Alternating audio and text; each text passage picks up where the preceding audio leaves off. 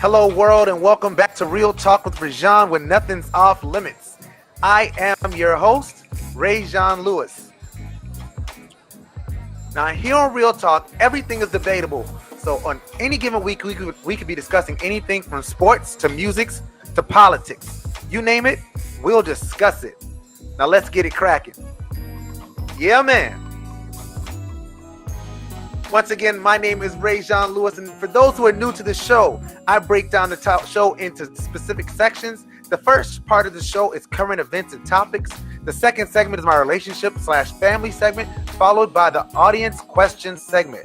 If you would like to call in during our audience question segment of the show, please write down this number. The number is 843-900-6847. That's 843-900-6847.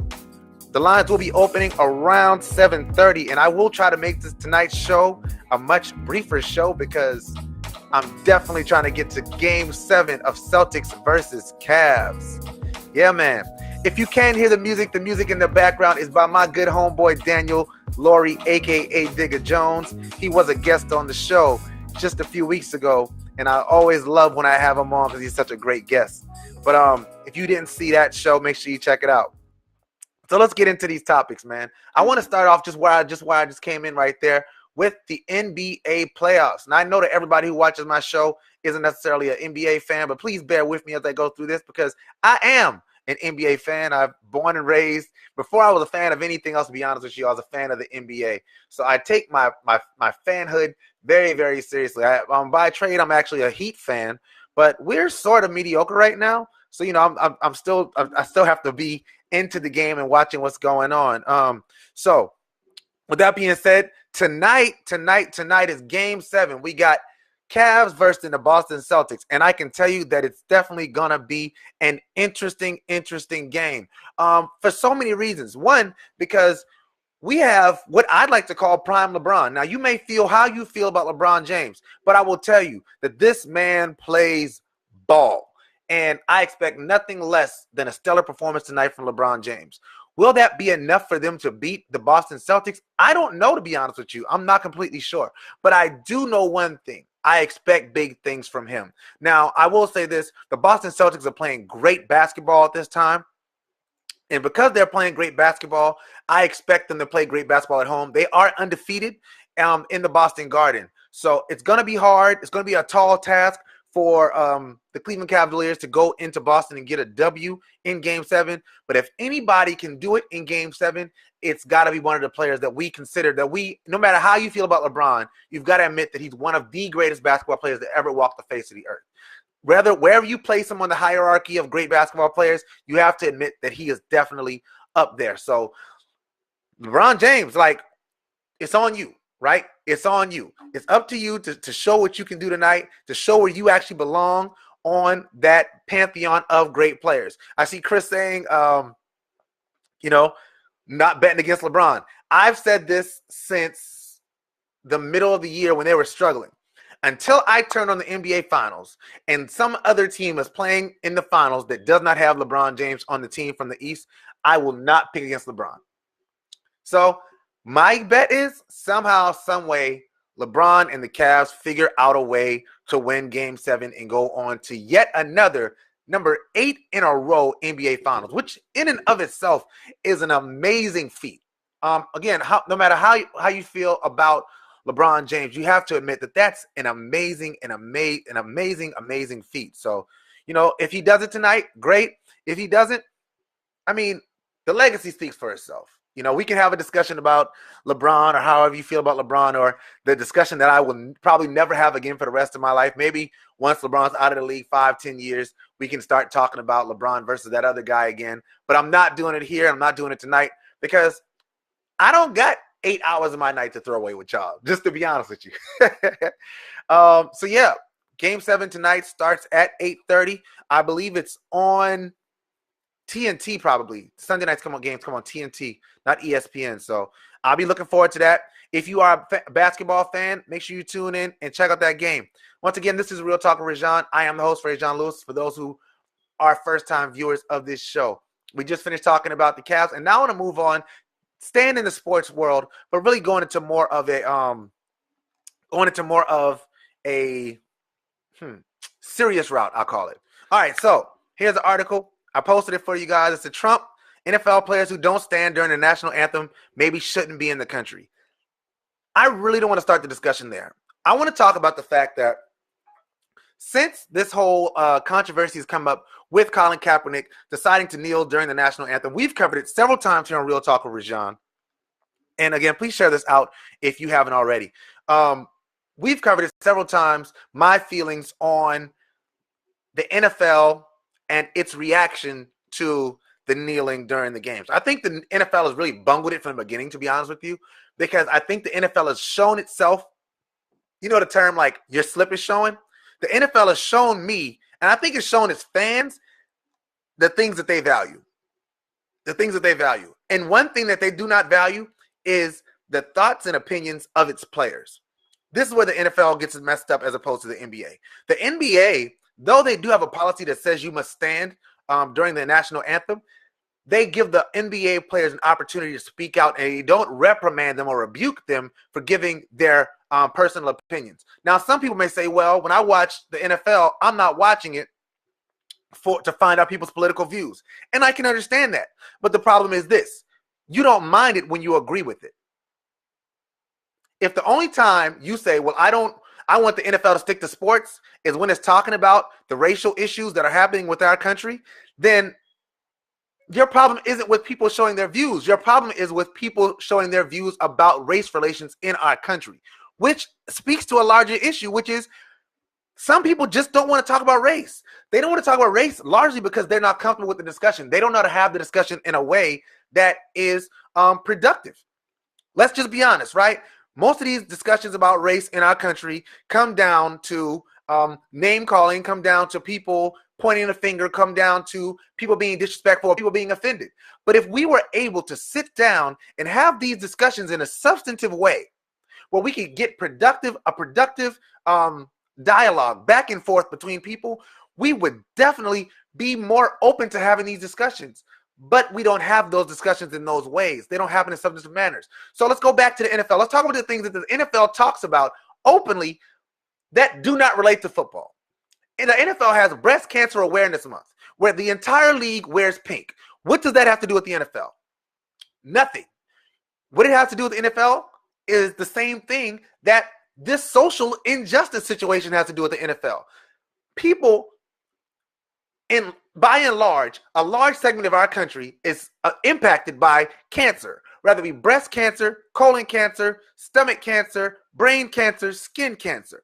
We identify with the fact that there is a larger issue that awareness needs to be brought to as it pertains to cancer. So we can have a month where we say, okay, the entire NFL is going to wear pink to support breast cancer and breast cancer survivors. That's something I stand behind 100% wholeheartedly, because I can look at the situation and say, that's a discussion that needs to be had. Right? In the exact same vein, I understand why it's important that people shine a light on the injustices that are happening to minorities in our country by a minority of police officers. When you have a situation like the Sterling, and I believe his name is Sterling Martin, that was just tased, and if you haven't seen the video, I'm going to post the link for you guys. NBA player tased. All right. If you haven't seen this video yet, you need to see it because it's quite alarming. All right.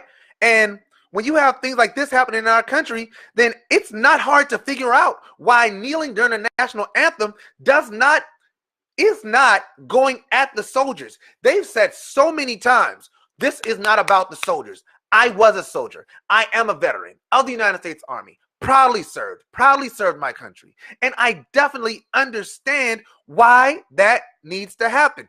Now I'm going to go to the next point about this. Was it Sterling Brown? Sterling Brown. All right. So let's talk about the next point of this, right? People say, well, I don't like the method that they chose to protest. Okay, let's attack that issue. You don't like the method that they chose to protest? Do you know why people don't like the method that they chose to protest? They don't like the method that they chose to protest because of the simple fact that you could not ignore it.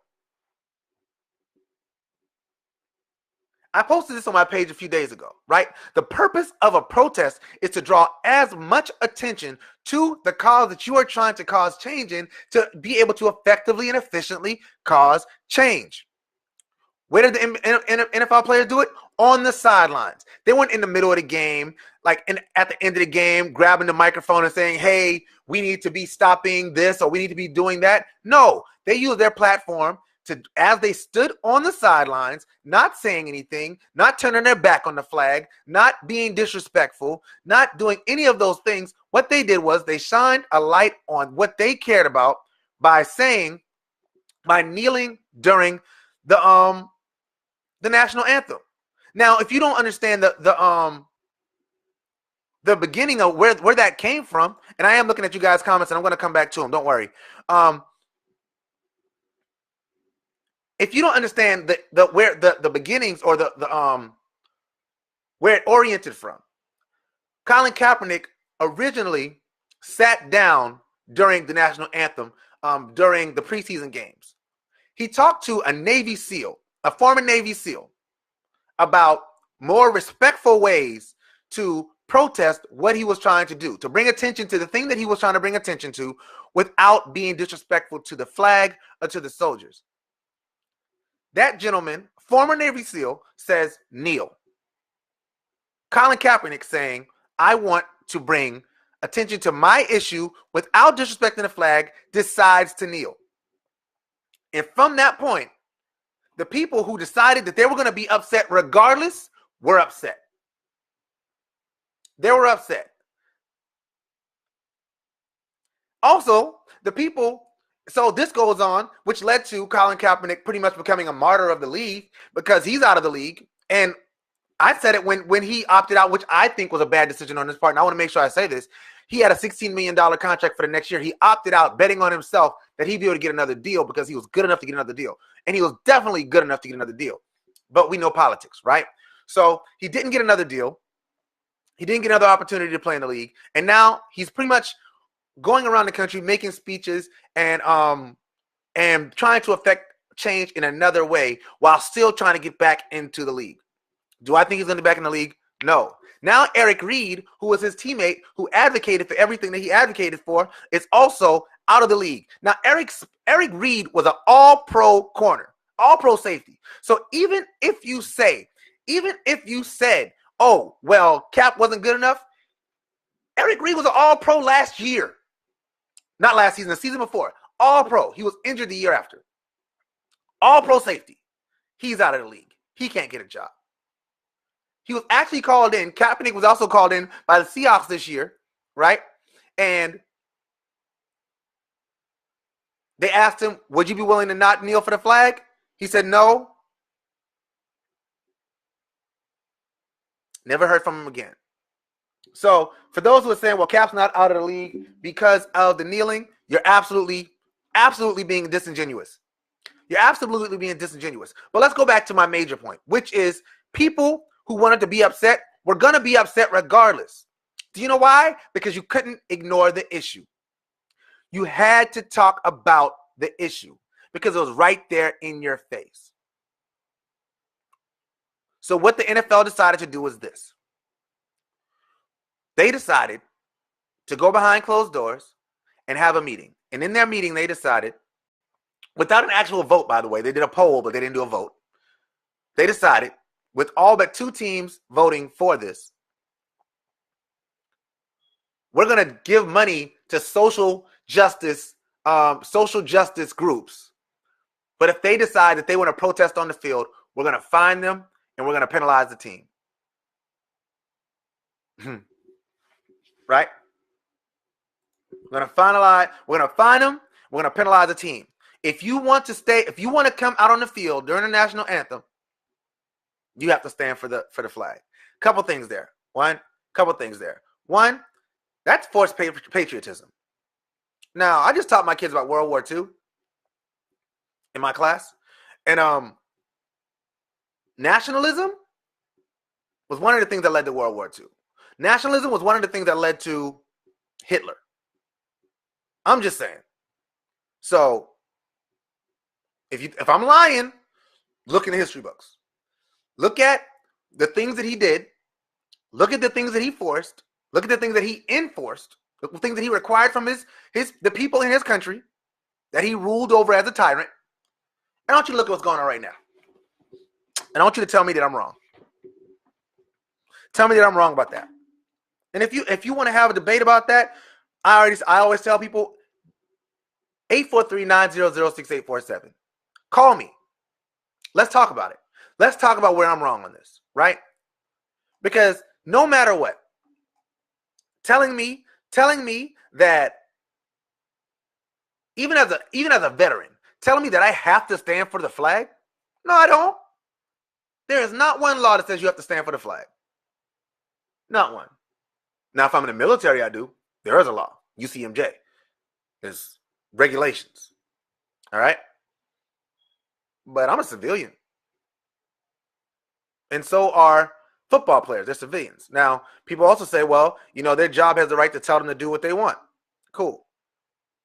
All right. That's what's up. I don't want to stay there too long, but I'm just going to say I definitely disagree with that rule by the NFL, and I hope that they realize how tone deaf that is. I hope they realize how tone deaf that decision was. All right. The Sterling Brown tasering, that is so bad. That is so bad. And the video, like I said, I posted a video in the feed. Please check that out if you haven't seen it yet. And that can't happen. That can't happen. And my understanding is that the officer that tased Sterling Brown was an African-American officer. So this isn't even a black-white thing. This is definitely, and this, I really don't want to talk about this, but Blue Lives Matter, right? Blue Lives Matter. Blue refers to police, right?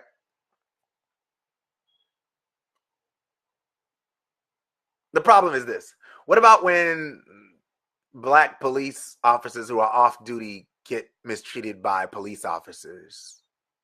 Do Blue Lives Matter then? Or do Blue Lives Matter only matter? Do Blue Lives only matter when they're in uniform?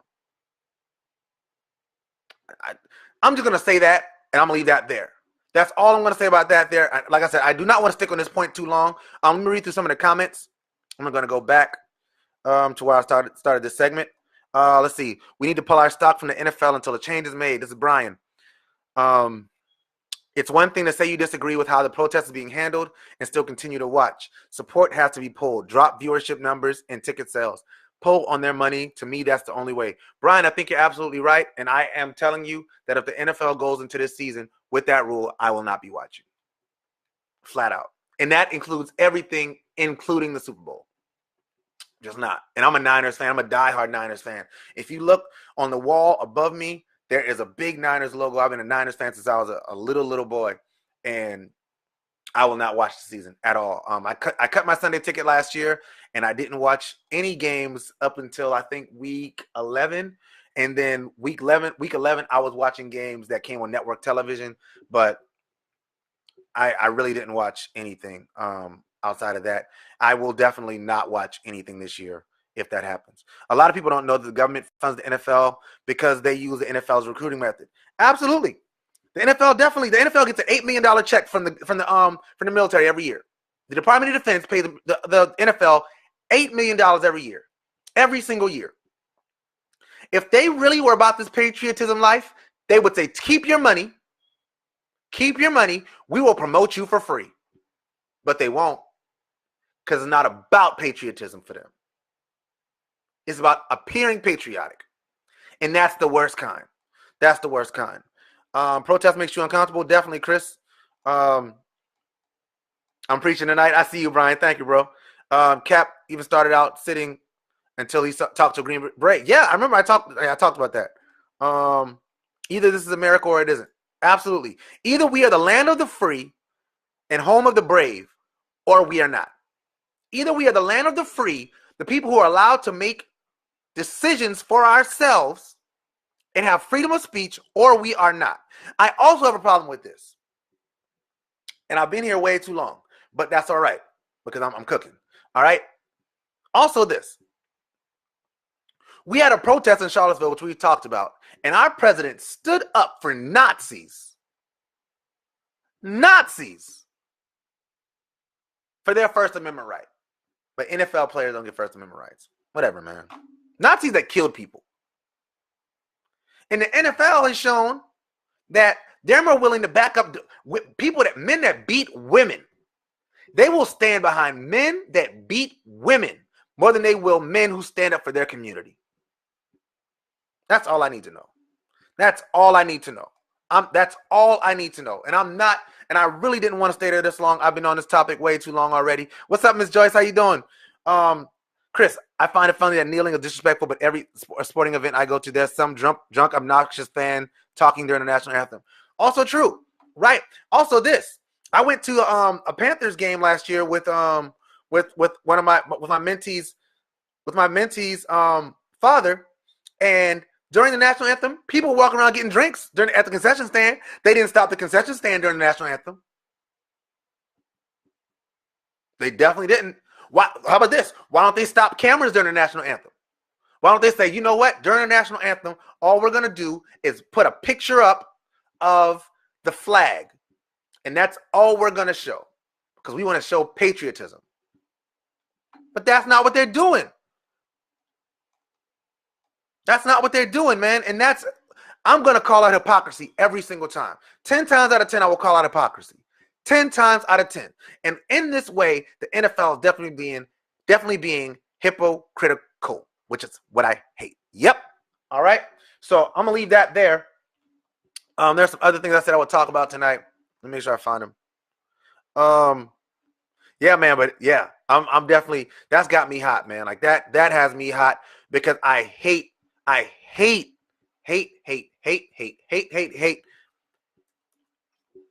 hypocrisy. Just hate it, man. And it's not this school shooting situation. So we had another school shooting. In fact, since last time I did Real Talk with ReZsaun, which was 2 weeks ago, we've had 2 school shootings. We've had 2. One in Texas, and I believe one in Arkansas. So now we got Georgia, who just approved. Georgia just approved arming teachers. Arming teachers. Now let's share this out, right? Let's share this out real quick because I want these streets to really get in on this discussion because let's share this out. If you can, please go ahead and share this out. I'm talking about arming teachers. Arming teachers. Because maybe people didn't want to talk about the last topic. I know that's a sensitive topic. And honestly, one of the things that I focus on and I try to make a point of is to have discussions that are difficult to have, honestly, in a substantive way. And understand also that if you disagree with me, I want you to step up and say, ReZsaun, I disagree. ReZsaun, you're way off. ReZsaun, there are bigger issues that you're not considering when you're talking about this. I want you to tell me these things because I want to grow. I want to learn. I want to grow. I want to learn. Right? I want to grow and I want to learn. So if I'm wrong, please, and I will post a link, man. I will post a link to my page so you guys can check out Real Talk with ReZsaun on the YouTube, and I'll put that up as well. Taylor, what's up, Taylor Camp? What's going on, Miss Campanelli? Oh, wow. Thank you so much for watching tonight. But yeah, so please share this out. So right now, I want to talk about this. I want to talk about arming teachers because I've addressed this before on the show, and I want to make sure that I'm abundantly clear about how I feel about arming teachers.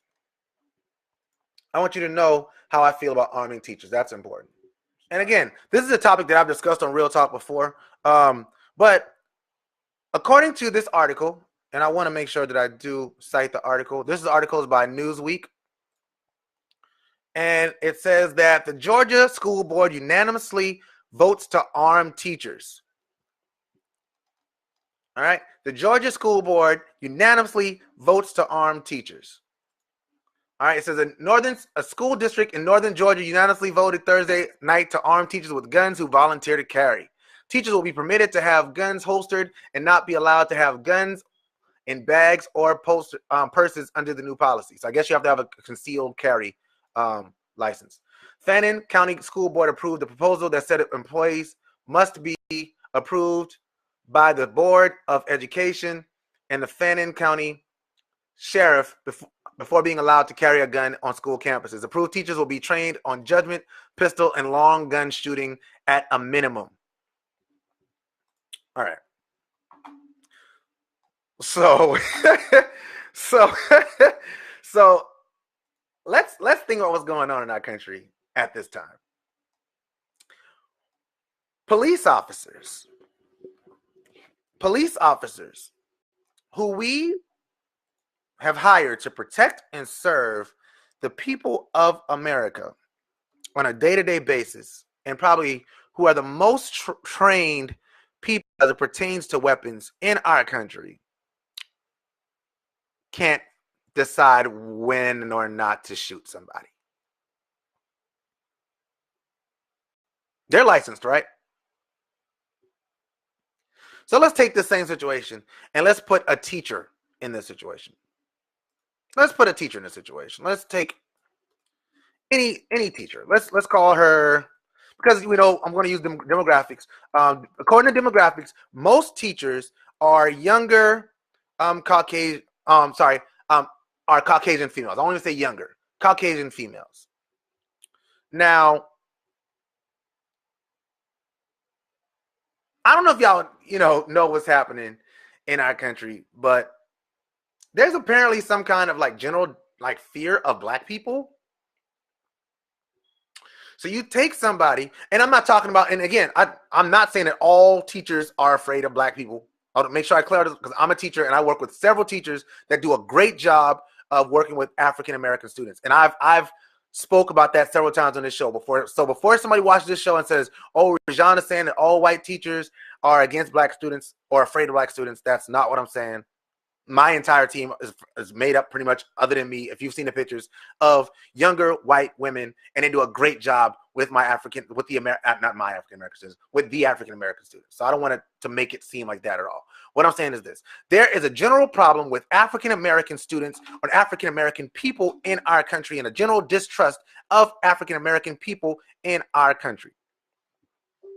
So you take a person who is already afraid of someone based on their race, and this is not the large majority, this is the minority, and let's give them a gun.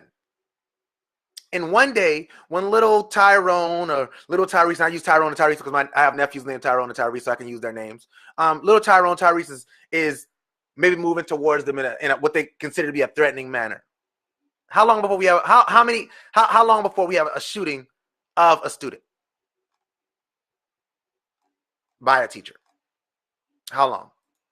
How long do you think it takes? How long do you think it would take before we have the shooting of a student by a teacher?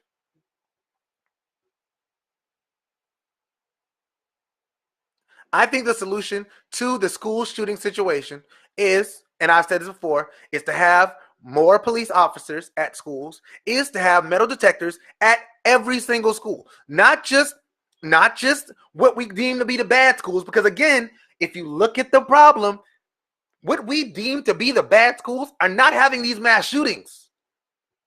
I went to North Charleston High School. North Charleston High School is considered to be one of the bad schools, right? And I love North Charleston High School, so please don't say ReZsaun Lewis is bashing North Charleston High School. It's considered to be one of the bad schools. North Charleston High School has never had a mass shooting. Have people been shot at basketball games? Definitely. Football games? Definitely. But during school? Nope. So that tells me that the issue is not that we need to have metal detectors in just the bad schools. I'm talking about every single school in our country needs to invest in metal detectors. And that's a pretty easy budgeting thing. That's pretty simple. We just write that into the budget. You write that into the budget, and that's taken care of. Now the kids are safer because nobody can get into the school without first going through a metal detector. Problem solved. Problem solved.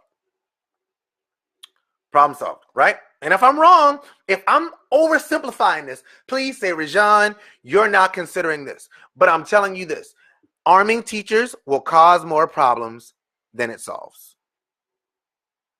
Because I will tell you that I'm a pretty nice teacher. I'm a pretty cool teacher. My students love me, and I love my students. But even I run into problems with parents at times. Let me come to school with a gun. How about that, right? Let me come to school with a gun. Let's see how many people feel feel safe because Mr. Lewis has a gun. Let's see how many people feel safe with that happening. Mr. Lewis has a gun. Even though Mr. Lewis is a great guy. Mr. Lewis is a great teacher. I'm a big fan of me.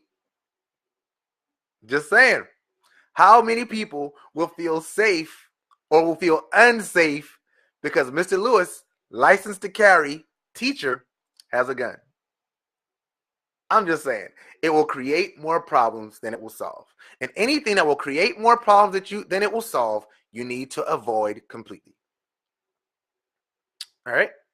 That's all I'm going to say about that. Please continue to leave your comments. I want to get to the comments. Let's see. Brian, I wonder if they realize all the black and brown people just... Oh, yeah. Oh, he's still talking about the football. I wonder if they realize that if all the black and brown people decided to stop playing football behind this, they would have to stop watching tennis. True. This is actually true. They always talk about the fans that will leave because they hate the protests. How about the fans that stopped watching because they were protesting? Which is another issue. Yeah. Oh, thank you so much. Thank you so much, Ms. Joyce. I appreciate that. What's up, Shell? I see you. Hey, Tisa, what's going on? And Tisa, shout out to We Are Their Voices. They're having a big event June 9th. Please, I'm going to post their stuff on my page so you guys can check it out. We Are Their Voices. They're having their annual dinner fundraiser. Please check them out. They're going to be dope. Brian, this will only lead to more black and brown deaths, in my opinion. Tension is already crazy, and the idea of the white terrorist still has not been completely accepted in America yet. We are still painted in the picture as the danger in this country. So since we are considered the number one danger in the eyes of this whitewashed country, who's getting shot first? I think that's a good point. African Americans are painted as dangerous, despite the fact that African Americans have not completed one school shooting yet. I mean, if we're talking about these mass shootings, they aren't being done by African Americans, and that's not, that's just numbers. I'm not even trying to be. I'm really, and I hope that my heart in this matter is being heard, because people can take your words and try to twist your words to mean them what they want them to mean. Because that's why I do qualifiers for everything that I say, so that it is definitely crystal clear the points that I'm trying to make and the things that I'm trying to address. I am not saying, and I want to say again, I want to fervently say again, I'm not saying that all white people are racist. Nope. I'm not saying all white people have problems with black people, because I know many, many, many people that have great relationships with African Americans. The people that I work with are amazing people, right? But there are definitely still a segment of our country who has a problem with black and brown people. And if we walk around acting like these people don't exist, we're walking around with our heads in the sand. And we cannot afford to do that. And that will be something that I will always say. I'm 36 now. When I'm 56, I'll still say the same thing. When I'm 76, I'll still say the same thing. Until that segment of people no longer walks the face of this earth, I will make sure that that people know that I understand that they do exist. And when they hear things like this, and when they hear me talking about things like this, the things that I talk about on my show sometimes, they may say, oh, he's always talking about race. He's always talking about race, and he's always talking about racial issues. Do you know why? Because I want to engage the discussions. I'm not calling you names. I'm not talking about people who don't ascribe to these certain mindsets. I'm talking about people who do. I'm talking about people who refuse to change, and people who refuse to walk around with their heads in the sand and not acknowledge the scourge on our country that has impacted us for hundreds of years. And it will not go away until we as a country decide it has to stop. Hey, Miss Kathy, we have to decide that it has to stop.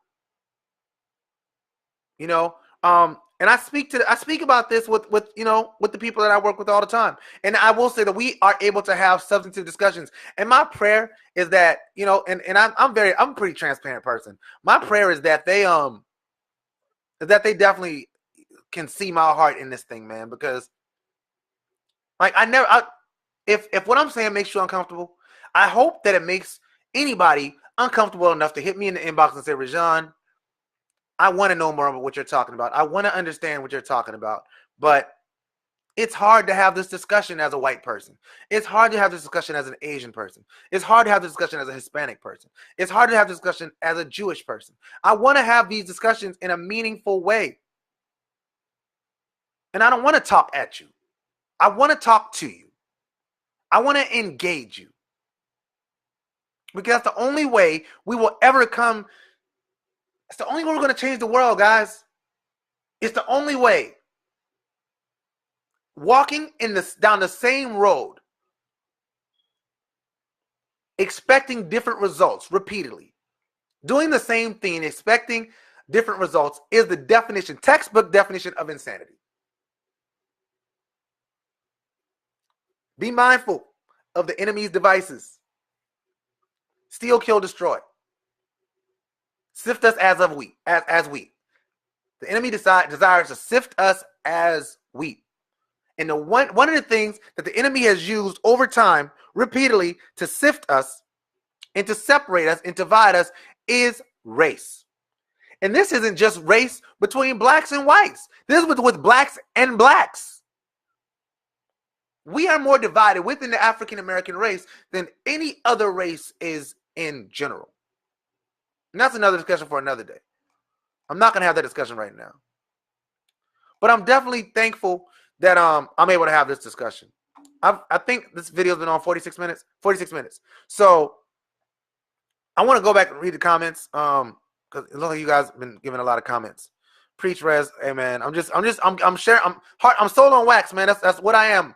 Brain and voice spots. I try to filter my thing so I say it in a way that it can be received. But understand, that's serious. Thank you guys for the comments.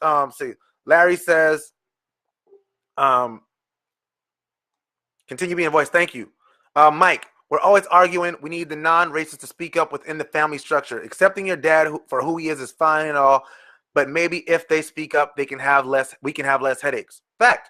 And also, open racism is like at a high that it hasn't been since the Jim Crow era.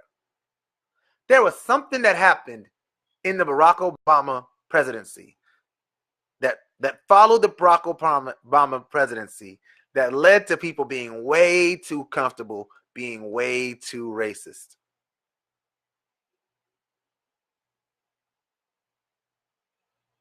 I'm going to say that again. There's something that happened during the Barack Obama presidency that made people feel way too comfortable with being way too racist. And if you don't understand what I mean by that, all you need to do is Google some stuff. Just use the Google machine. Go to the Google machine. Because people are getting really bold. People are really bold. People are getting really bold. And thank God nobody's gotten that bold on my video stuff yet. But whatever. Let's see. Charvis, question. Why do you think blacks are the only group to not get reparations? Just wondering my thoughts. Great question. Great question. All right, so reparations, right? We know that Native Americans got reparations, to my understanding. Asians, Chinese got reparations. Japanese got reparations. I don't know if Jewish people got reparations because they weren't really like targeted in our country. But a lot of people got reparations. I haven't really given that a lot of thought. But I will say, just to answer your question, I think that we know the answer to that question. We know the answer to why African Americans didn't get and won't get reparations. I know that South Carolina Senator Marlon Kimpson has once again has put up a bill. He's put up a bill to be argued on the Senate floor, South Carolina Senate floor, for reparations for African Americans. And just like any other call for reparations, I believe it's going to be shot down because I don't believe that a certain segment of the country will allow for hmm, African Americans to get a certain amount of power or get a certain amount of money as a whole. As a whole. Now, my prayer is that one day that enough people will be of the right mindset that they'll realize that there are some wrongs that happened in our country that need to be corrected. Do I think that the problem will be corrected by giving black people money? No, I don't. I think that the problems can be solved in many other ways. And one of the things that I'm a very big advocate for, and if you know me, you know one of the things I'm a very big advocate for is preemptive or precautionary funds, precautionary activities, precautionary spending. Now, that precautionary spending will go to, guess what I'm about to say, mentorship programs and recreation programs within the community. I think every single city, every single state should have money built in to sponsor and fund government-sponsored and government-funded mentorship programs. I think every single state and every single city should. Every single one. Every single one. Because without those things, we're going to continue to have this cycle. Giving large sums of money to certain segments of people is not gonna do any good. Will it stimulate the economy? Probably for a short period of time. But will it solve the problem? No. Because let's say I give, I don't want to say that. If I give certain people money, they're gonna go out and they're gonna ball out, right? They're gonna ball out. They're gonna go to the Gucci store. They'll go take a trip to Europe or something like that, and come back with no money. They'll spend money, but they're not gonna invest. They're not gonna do the things that will require that will be required to actually make substantive change. So just giving money to black people would not solve the problem or close the gaps that were created by 400 years of slavery. It won't. It won't. It just won't. And yeah, I see you, B. Thank you for watching, man. That's free education. I think free education definitely should be like free education. Like, and those are, again, precautionary, preemptive measures. Those are the things that I'm a big fan of. I know, like, there's so much money in it, and I get why so much money is put into stopping recidivism, which, if you don't know what recidivism is, one, you need to Google the word because it's a great word to use in a sentence. And two, it means stopping people from going back to prison after they've gotten out of prison. I understand why that's important. But more funds should be directed towards keeping people out of prison in the first place, and things that can do that and have shown the ability to do those things are mentoring programs, are sports recreational programs. How many times have you seen in the hood that they tear down a basketball court and put up a tennis court? When that happens, have you seen crime in that neighborhood go down or up?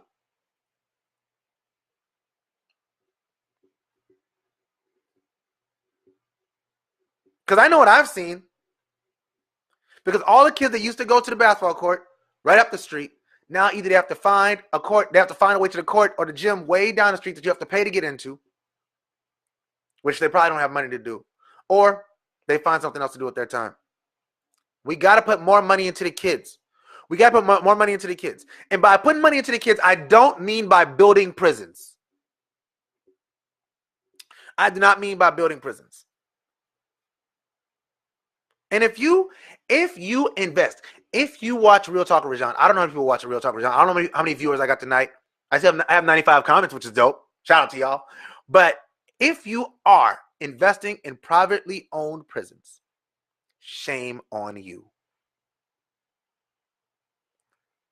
Shame on you. One of the biggest scourges on our country, in addition to institutionalized racism, is the privately owned prison system. You should not be able to make money off of somebody making a mistake and going to jail. That's all I'm going to say about that. That's all I'm going to say about that. Because that's despicable. Because it leads to so many problems. And actually, if you watch the show Orange is the New Black, they did a great job of depicting what happens in privately owned prison situations. You end up, instead of having people in prisons, now they're just numbers. And the more people the more money you can save, the better that prison is for its investors. So you start seeing them cut back on things that they probably should be spending money on. And of course, the people are in prison, they made a mistake. You know, they committed a crime and they deserve to serve their time. I'm a big believer that if you do the crime, you should do the time. But you're still a human being. You're still a human being. And I will never, ever, ever vouch or stand up for people who treat people like animals. There's a lot more I wanted to get into tonight, but I'm not going to, because I've already been on here a long time, and the game will be coming on in about 30 minutes. I haven't eaten dinner yet. So thank you so much for watching this week. Reminder that the show is now split into 2 parts. Wednesday at 7 p.m. where I interview my local celebrities, and on Sundays at 7 p.m. will be my live show. Now, I actually am going to be replaying one of my old shows this Wednesday night that I'm going to edit and put on there with Miss Deborah Powell Anderson of the Spot 47 free Fair Deal Grocery. I didn't get an opportunity to edit her show because I had some problems with my computer. So I want to make sure I get that back on. So please make sure you tune in on Wednesday night at 7 o'clock to find out about her organization and what they're doing in the community. Do not be the person that don't be the person that left out because you didn't tune in. Sorry. If you are doing something in the community that you would like to have a light shined on, please reach out to me on the Real Talk lines, 843-900-6847. That's 843-900-6847, or at realtalkwithrezsaun@gmail.com so that we can discuss getting you on the show. If you're doing something that you're trying to shine a light on, give me an opportunity to help you. You know, I know we think that nobody cares what we're doing, but people would care if they knew. And sometimes we don't publicize ourselves enough. So please tune in and find out about what's going on at the Fair Deal Groceries, the Spot 47 on Wednesday. And yeah, if you'd like to be made aware of when I go live, because sometimes it is unscheduled, please be sure to click the follow tab on my page and turn on the notifications so that you will know when something new has been posted to the page. Because I don't always let you know in advance. I'm also doing the Minute to Win It series. The Minute to Win It series is something that I do to sort of get like 1 minute motivation. So if you like motivation, you like things like that, please check those out. Minute to Win It. It's less than 60 seconds every single time I make sure of it. Check those out. Leave comments, leave questions, leave whatever. If there's something you'd like me to do a Minute to Win It on, let me know so I can do one of those videos for you. In the meantime, please stay up to Please follow me on social media to stay up to date what's happening on Real Talk ReZsaun. On Twitter, I am at Real Talk ReZsaun. On Facebook, I am at Real Talk with ReZsaun. On YouTube, I'm at Real Talk with ReZsaun. On Periscope, I'm at Real Talk ReZsaun. On Instagram, I'm at Real Talk ReZsaun. And now, I am on, what's that thing called? SoundCloud at Real Talk with ReZsaun. My podcast is also available on the Apple Music and Google Music Play. We are moving up, y'all, I'm telling you. And it's all because of you. Please feel free to leave comments, questions, or whatever else you'd like to say in the comment section or the section below. I love reading your messages and getting feedback, even if it's negative. If you love the show, say, ReZsaun, I love the show and here's why. If you don't like the show, say, hey, ReZsaun, I hate your show and here's why.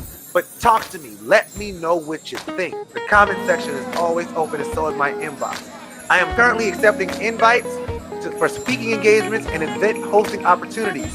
If you'd like me to speak at a host your event, you can do so through my Facebook page, or you can email me at realtalkwithrezsaun@gmail.com. always, always, always remember that if a man doesn't stand for something, he will fall for anything. Now that is a real talk. Thank you for coming to grow with me. I'm still growing, so are you.